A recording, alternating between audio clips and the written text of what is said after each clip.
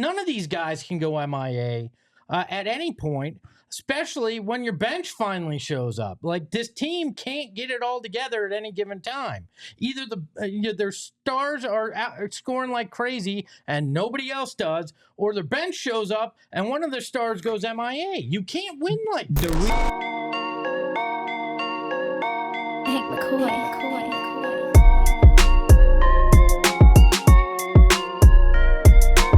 Your big three, if one of them only has 11 points, whether it's Book, it's Beal, it's KD, you're not going to get it done in a given night. You're just not.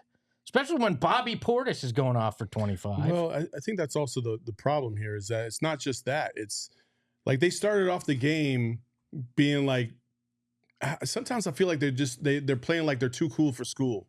You know what I mean? Like I see that. You know what I'm saying? Like it's like they're it's not going through the motions because they're playing, but it's also not peak performance. It's not fifth gear. You know what I mean? It's like third gear. And so then when the other team starts cooking, they don't really have an answer at the moment. You know what I mean? And so that's tough. And then, like, listen, I've been a large proponent of, like, I don't really give a shit that they don't have a point guard, but I do see spots where you just need somebody to orchestrate things, get everybody positioned, and get the right play executed, because it's not happening too often. Yeah. And so they're resorting to ISO ball.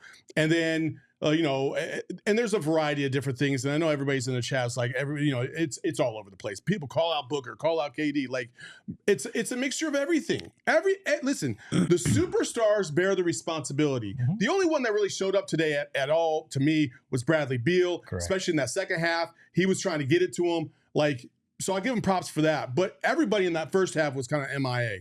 And that's unacceptable for your stars. You can't have your big three get outplayed by basically one dude, half a superstar, and then Bobby Portis. Like, that can't happen. No. Bobby Portis damn near outscored the big three. He didn't quite. Well, he outscored each one by individually. And if you added up their points, he wasn't far. No. Like, he damn near. Okay. In the first half. In the first half. In the second half. No, first half. Okay. In the first half, like, again, you mentioned Royce, okay? Royce did a good job of finally hitting some shots in this fourth quarter, right? He was 1 for 7 at the half, shooting 16%. Yep. And if you go back to the Boston, so he's been in a funk himself. I think what's happening here is you see when you get contributions from those guys, when you get contributions from the role guys, how much it opens up for the superstars. And it feels like the superstars they're trying to get they're trying to get into their groove. They're working their way into a game. And then you got some of these disappearing acts from role players. And then by the time the role players decide to show up, it's too late. But the bench scored 34 today. The fact that Kevin Durant comes out and only scores 11 and sits his ass in the corner, doesn't shoot at once in the fourth, and people say, no. Kevin Durant has to be aggressive at times. He didn't shoot once in the fourth quarter. Like, to me, none of these guys can go MIA at any point, especially when your bench finally shows up. Like, this team can't get it all together at any given time. Either their stars are scoring like crazy and nobody else does, or their bench shows up and one of their stars goes MIA. You can't win like this. The reason why I don't want to take that approach in this game is because the bench showed up in the second half, but it was too late. It was down 22. Where was the bench in the first half? Yeah, but where was anybody in the first half? Think about this though. Like, what were we pitched before the season start? That, like, Book is going to be able to free up Beal and KD, and KD is going to be able to free up Beal and Book, and, like, it's going to make it so easy because you got to pick your poison. I don't see that happening at all.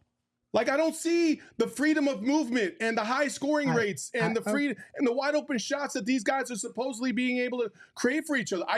I have not seen that at a high level yet, especially not against the great teams. Like, again, the Nuggets game was the best game that they've had all season, but they only had 2 of the big 3 in that game. With all 3 of them against premier talent, when have we seen, like, a crazy good game, wide open jump shots, like the picture perfect thing that we were told was going to happen at the beginning of the season? I haven't seen it yet. I haven't seen it. And I don't know if that's going to happen at all this year, because nothing that I've seen so far from game 1 to game 65 now or 66 has told me that I'm going to see it.